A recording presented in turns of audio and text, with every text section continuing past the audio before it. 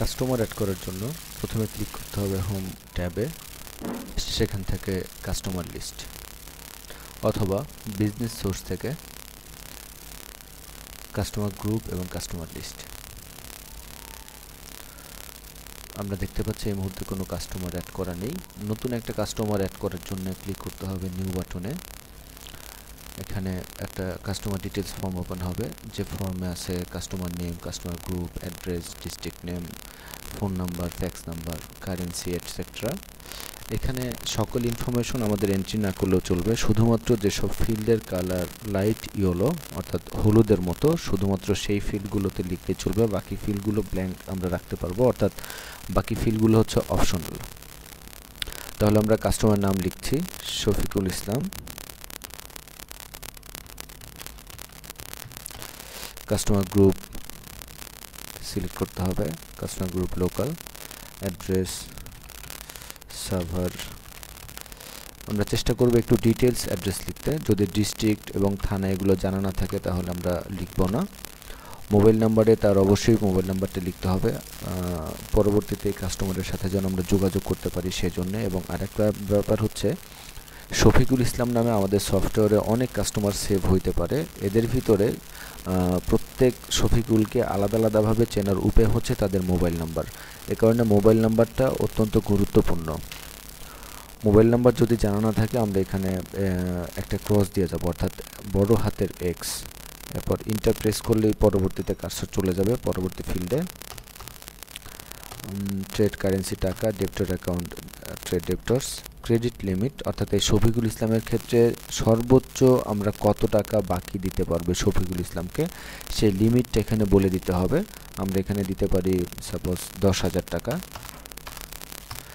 Due period হচ্ছে তাকে আমরা কত দিনের জন্য বাকি দিতে পারবো, অর্থাৎ কোনো একটা কিছু সে বাকিতে কিনলে সেই পণ্যের দাম, সেই আইটেমের দাম সে কত দিনের ভিতরে পে করবে অর্থাৎ সেটেল করবে। ডিউ পিরিয়ড আমি দিয়ে দিচ্ছি 30 ডেজ।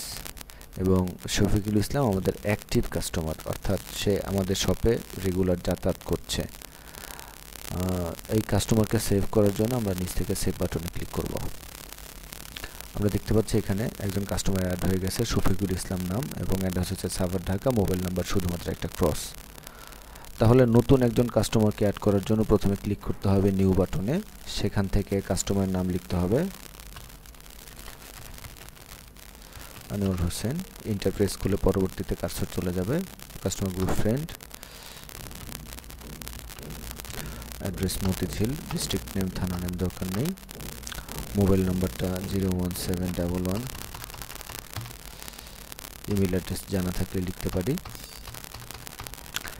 ক্রেডিট লিমিট 0 দেওয়া মানে হচ্ছে গিয়া সর্বোচ্চ, অর্থাৎ তার ক্রেডিট লিমিটটা থাকবে আনলিমিটেড, তাকে যত ইচ্ছা আমরা বাকি দিতে পারবো।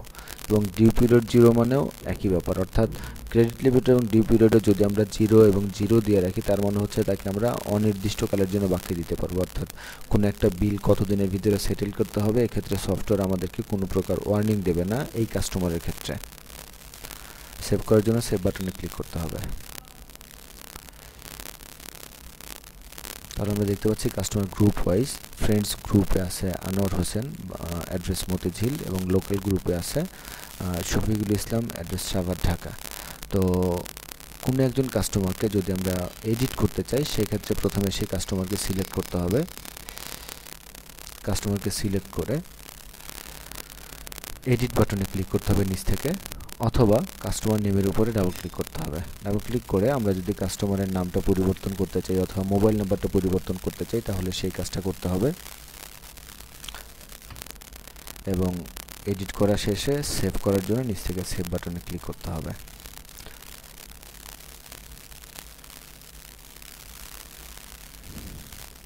কোনো কাস্টমারকে ডিলিট করার জন্য প্রথমে সেই কাস্টমারকে সিলেক্ট করতে হবে। কাস্টমারকে সিলেক্ট করার পরে নিচ থেকে ডিলিট বাটনে ক্লিক করতে হবে এবং সফটওয়্যার কনফার্মেশন যাবে are you sure want to delete. Yes বাটনে ক্লিক করলে ডিলিট হয়ে যাবে, নো বাটনে ক্লিক করলে ডিলিট হবে না। আমরা আবারও ট্রাই করি, ডিলিট এবং ইয়েস। আমরা দেখতে পাচ্ছি শফিকুল ইসলামকে সিলেক্ট করা ছিল এবং শফিকুল ইসলাম ডিলিট হয়ে গেছে। তো এভাবেই আমরা আমাদের সফটওয়্যারে কাস্টমার অ্যাড করতে পারি।